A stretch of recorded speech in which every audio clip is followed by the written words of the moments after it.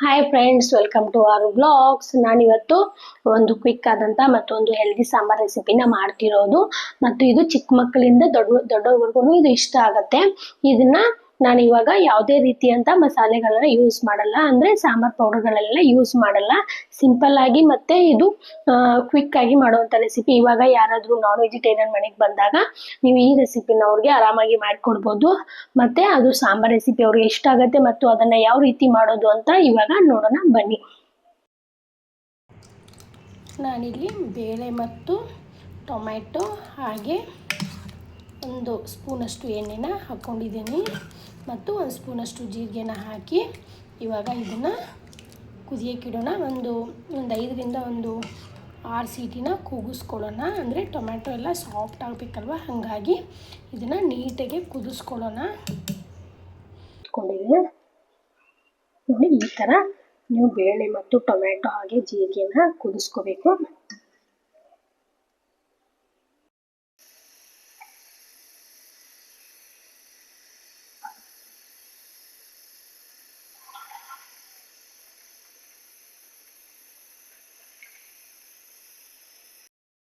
ಇವಾಗ 2 ಬೌಲಷ್ಟು ನೀರನ್ನ ಹಾಕ್ಕೊಳ್ಳೋಣ. ಇವಾಗ ಕುದೀತಿದೆ. ಇದು 1-2 ನಿಮಿಷ ಸ್ವಲ್ಪ ಕುದಿಸ್ಕೊಂಡು ಸಾಫ್ಟ್ ಆದ ನಂತರ ಇದನ್ನು ನೀರನ್ನೆಲ್ಲ ಕ್ಲೀನ್ ಮಾಡಿ ಮತ್ತೆ ಸೋಯಾಬೀನ್ ಅಷ್ಟೇ ಇಟ್ಕೋಬೇಕು. ಇವಾಗ ಇದನ್ನು ಗ್ಯಾಸ್ನ ಆಫ್ ಮಾಡೋಣ.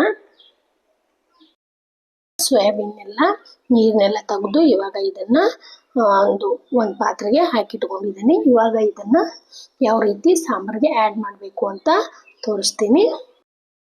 ಇವಾಗ ಪಾತ್ರೆ ಕಾದಿದೆ, ನಾನು ಎಣ್ಣೆನ ಹಾಕ್ಕೊಳ್ತೀನಿ. 1-2 ಸ್ಪೂನಷ್ಟು ಎಣ್ಣೆ, 1 ಸ್ಪೂನಷ್ಟು ಸಾಸಿವೆ ಹಾಗೂ ಜೀರಿಗೆನ ಹಾಕ್ಕೊಳ್ತಿದ್ದೀನಿ.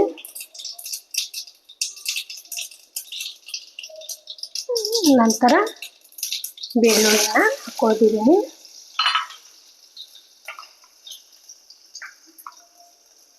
ನಂತರ ಕರಿಬೇವು ಸೊಪ್ಪು, ನಂತರ 1 ಸ್ಪೂನಷ್ಟು ಅಂದರೆ 1 ಸ್ಪೂನಷ್ಟು ಖಾರದ ಪುಡಿ. ನಂತರ ಇದನ್ನ ಸ್ವಲ್ಪ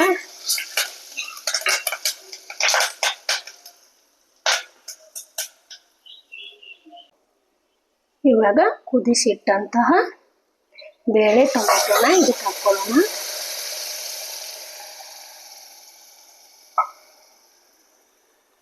ನಂತರ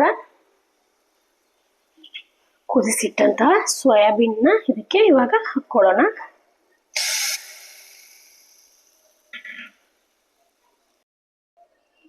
ಇವಾಗ ಕುದೀತಿದೆ, ಇದಕ್ಕೆ ನೀರನ್ನ ಆ್ಯಡ್ ಮಾಡ್ಕೊಳ್ಳೋಣ.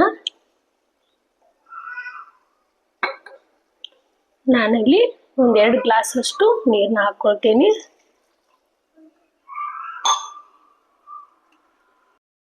ಇವಾಗ ಕುದೀತಿದೆ, ಮೇಲ್ಗಡೆ ಕೊತ್ತಂಬರಿ ಸೊಪ್ಪನ್ನ ಹಾಕ್ಕೊಳ್ಳೋಣ.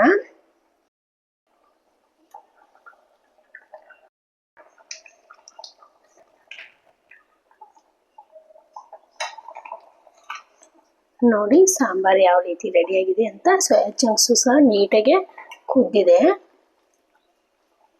ನೋಡಿ, ಅತಿಯಾಗಿ ಗಟ್ಟಿನೂ ಬೇಡ, ಅತಿಯಾಗಿ ತಿರುನೂ ಬೇಡ. ನಿಮಗೆ ಸ್ವಲ್ಪ ಗಟ್ಟಿ ಬೇಕು ಅಂದರೆ ನೀವು ಸಹ ನೀರನ್ನ ಸ್ವಲ್ಪ ಕಡಿಮೆ ಹಾಕ್ಕೋಬೇಕು.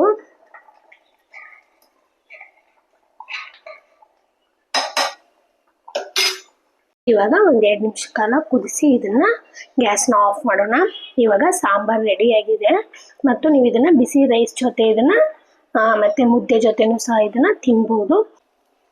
ಇವಾಗ ನನ್ನ ಮಗಳಿಗೆ ರೈಸ್ ಜೊತೆ ಸ್ವಲ್ಪ ಆಲೂಗಡ್ಡೆ ಚಿಪ್ಸ್ನ ಕರಿತಿದ್ದೀನಿ.